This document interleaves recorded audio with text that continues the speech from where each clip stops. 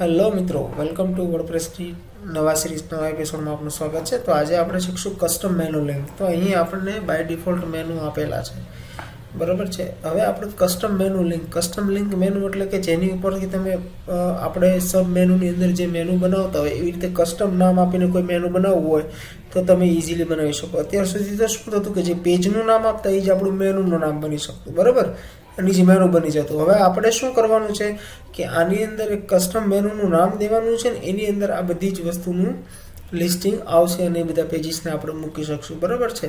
તેની માટે first of all આપણે જઈશું અહીં એપિરિયન્સની અંદર મેઇન મેનુની અંદર જઈશું. તો આપણા મેનુ ઓલરેડી પહેલેથી બનેલા છે, બરાબર છે.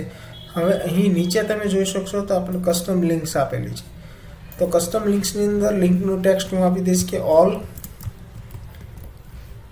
પ્રોગ્રામિંગ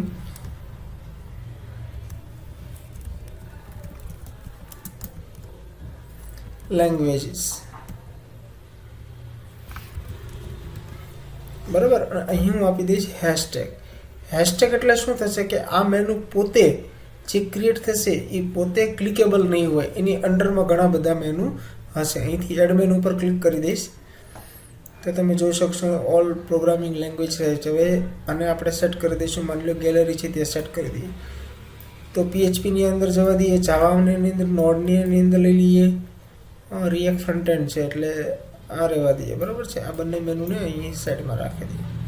તો હવે તમે જોઈ શકશો કે જ્યારે હું આને સેવ કરીશ તો ઓલ પ્રોગ્રામિંગ લેંગ્વેજની અંદર PHP જાવા અને Node.js આવી જશે. તો સેવ ઉપર ક્લિક કરી દઉં છું. અહીંયા આવીને આપણે રિફ્રેશ કરશું તો તમે જોઈ શકો છો કે આપણા ત્રણેય મેનુ આની અંદર આવી ગયા છે. આવી રીતે તમે કસ્ટમ મેનુ પણ બનાવી શકો છો. અહીં ક્લિક કર્યું તો કાંઈ નહીં થાય, પણ PHP પર ક્લિક કરીશ તો આપણું PHPનું પેજ ઓપન થઈ જશે, બરાબર. તો આવી રીતે તમે તમારી રીતે કસ્ટમ આપી શકો છો. હવે આપણે ફ્રન્ટ એન્ડને એવી રીતે એક નવું મેનુ બનાવીએ. તો કસ્ટમ મેનુ બનાવવા માટે એઝ ઇટ ઇઝ કસ્ટમ લિંકમાં જવાનું છે. કસ્ટમ લિંકની અંદર હું આપી દઈશ all only for front end આપી દઈએ, ફ્રન્ટ એન્ડ, અને એને પણ આપણે હેઝ આપી દઈશું એટલે એ પણ આપણું ક્લિકેબલ મેનુ રહેશે, બરાબર છે. તો ફ્રન્ટ એન્ડ મેનુ આવી ગયું છે એને અહીંયા લઈ લઈશું. સોરી, અને રિએક્ટની ઉપર રિએક્ટ એની અંદર રહેશે, HTML CSS એની અંદર રહેશે, બરાબર છે. તો આ બેનું ફ્રન્ટ એન્ડ. આ મેનુને તમારે જો એડિટ કરવું હોય તો તમે અહીં જઈને એડિટ પણ કરી શકશો. અહીંયા આપણે આપી દઈએ બેક એન્ડ, ઓકે, અને બહાર ક્લિક કરી દઈશું એટલે આપણું બેક એન્ડ થઈ ગયું છે. સેવ મેનુઝ ઉપર ક્લિક કરી દઈશું, અહીંયા આવીને રિફ્રેશ આપશું તો તમે જોઈ શકશો બેકએન્ડની અંદર પેજીસ આવી ગયા, ફ્રન્ટ એન્ડની અંદર પેજીસ આવી, બરાબર છે. અબાઉટ એઝ ઇટ ઇઝ જેમ છે એમનું એમ જ રહેશે. બ્લોગ છે એ બ્લોગનું બ્લોગ જ રહેશે. અથવા તો તમે અધર ટૂલ્સ કરીને એક બનાવી શકો છો, એવું પણ આપણે બનાવીએ એટલે તમને વધારે આઈડિયા આવે. ટૂંકમાં કસ્ટમ મેનુ બનાવવાના ફાયદા તમને, કસ્ટમ લિંક બનાવવાના તમને મિત્રો આઈડિયા રહેવો જોઈએ. અત્યાર સુધી શું થતું હતું કે આપણા જેટલા પેજીસ છે, અહીંયા જેટલા પેજીસ બનાવેલા હોય, બરાબર છે, આ જેટલા પેજીસ બનાવેલા છે એ જ આપણે ડાયરેક્ટલી અહીં મેનુની અંદર ડિસ્પ્લે થઈ જતા હતા, બરાબર. પણ હવે તમારે હાયરાર્ચિકલ કોઈ પણ મેનુ બનાવવું હોય કે એક મેનુની અંદર બીજું મેનુની અંદર ત્રીજું મેનુ બનાવવું હોય તો તમે એપિયન્સમાં મેનુઝની અંદર જઈને કસ્ટમ લિંક્સની અંદર જઈને તમે બનાવી શકો છો, કસ્ટમ લિંક્સની અંદર જઈને, બરાબર. અહીંયા હું હજી એક આપી દઉં છું, અહીંયા આપી દઉં છું અધર ટૂલ્સ અથવા તો ઓલ ઇન વન ટૂલ્સ,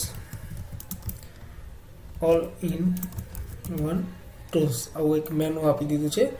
તો આ મેનુનું અહીંયા બહાર ફ્રન્ટ એન્ડની નીચે મૂકી દઈશ ને એની અંદર હું મૂકી દઈશ કેલ્ક્યુલેટર,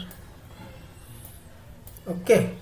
તો આ પણ એક મેનુ મળી ગયું. બ્લોગનું બ્લોગ છે, એઝ ઇટ ઇઝ ગેલેરીનું ગેલેરી છે, અને સેવ મેનુ આપી દઈશું અને અહીંયા આવીને આપણે રિફ્રેશ કરશું તો તમે જોઈ શકશો કે સરસ મજાનું અબાઉટ અસ, ઓલ ઇન વનની અંદર કેલ્ક્યુલેટર, ફ્રન્ટ એન્ડની અંદર આ બધા મેનુ આપણા બની ગયા છે. તો આજના વિડીયોનો મુખ્ય એમ હતો કસ્ટમ લિંક્સ બનાવવાનું, મેનુની અંદર મેનુ સેટ કરવાનું, જે મેં તમને આજે શીખવાડ્યું છે. તો બસ મિત્રો, આજના વિડીયોમાં એટલું જ. નેક્સ્ટ વિડીયોમાં નવા ટ્યુટોરિયલ સાથે મળશું. Have a nice day.